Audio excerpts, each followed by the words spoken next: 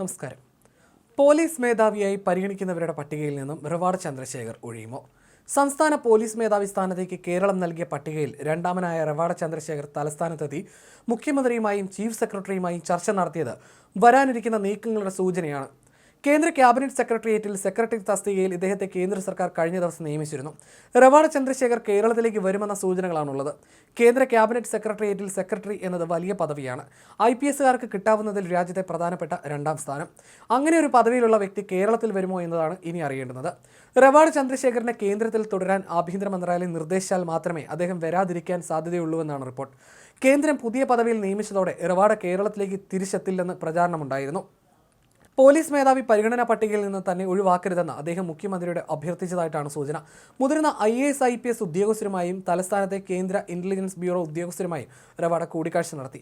10 വർഷത്തിലേറെയായി IBയിലാണ് റവാഡ പ്രവർത്തിക്കുന്നത്. റവാഡ ചന്ദ്രശേഖർ ഇന്നലെ മുഖ്യമന്ത്രിയെ കണ്ട് പോലീസ് മേധാവിയാക്കിയാൽ കേരളത്തിലേക്ക് മടങ്ങിയെത്തുമെന്ന് അറിയിച്ചുവെന്നാണ് സൂചനകൾ. സംസ്ഥാനത്തെ പോലീസ് മേധാവിയെ നിശ്ചയിക്കുന്ന UPSC യോഗത്തിൽ പട്ടികയിലുള്ളവരെക്കുറിച്ച് കേന്ദ്ര ആഭ്യന്തര വകുപ്പിന്റെ റിപ്പോർട്ട് പരിഗണിക്കും.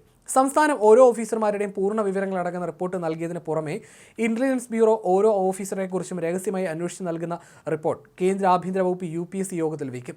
കർണാടക പോലീസ് മേധാവിയെ തിരഞ്ഞെടുക്കുന്നതിന് നടക്കേണ്ട യോഗവും ഇതുവരെ നടന്നില്ല. അതിനുശേഷമാണ് കേരളത്തിൻ്റേത്. ഇത് ഉടൻ സംഭവിക്കുമെന്നാണ് സൂചന.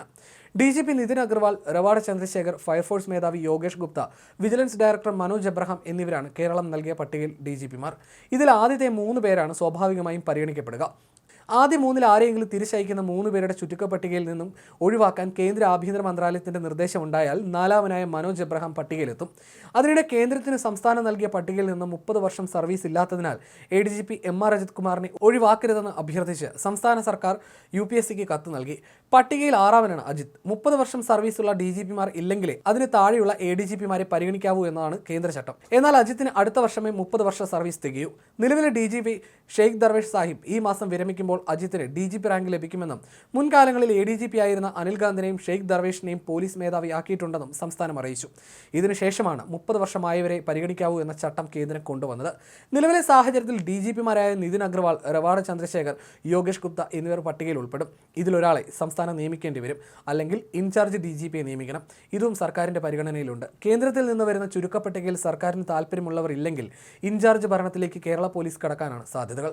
അടുത്ത പോലീസ് മേധാവിയായി പരിഗണിക്കാൻ MR അജിത് കുമാർ ഉൾപ്പെടെയുള്ള 6 ഉദ്യോഗസ്ഥരുടെ പട്ടികയാണ് സംസ്ഥാന സർക്കാർ കേന്ദ്രത്തിന് കൈമാറിയത്.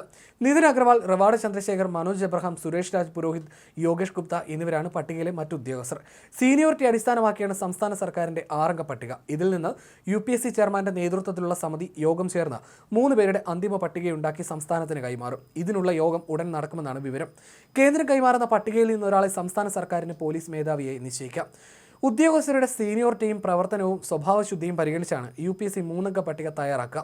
6-അംഗ പട്ടികയിലുള്ള സുരേഷ് രാജ് പുരോഹിത്, റവാഡ ചന്ദ്രശേഖർ എന്നിവർ കേന്ദ്ര ഡെപ്യൂട്ടേഷനിലാണിപ്പോൾ. പോലീസ് മേധാവിയാക്കിയാൽ കേരളത്തിൽ തിരിച്ചെത്താമെന്ന് ഇരുവരും സർക്കാരിനെ രേഖാമൂലം അറിയിച്ചിട്ടുണ്ട്. അതിനാൽ അവരെ കൂടി ഉൾപ്പെടുത്തി സംസ്ഥാന സർക്കാർ പട്ടിക തയ്യാറാക്കുകയായിരുന്നു.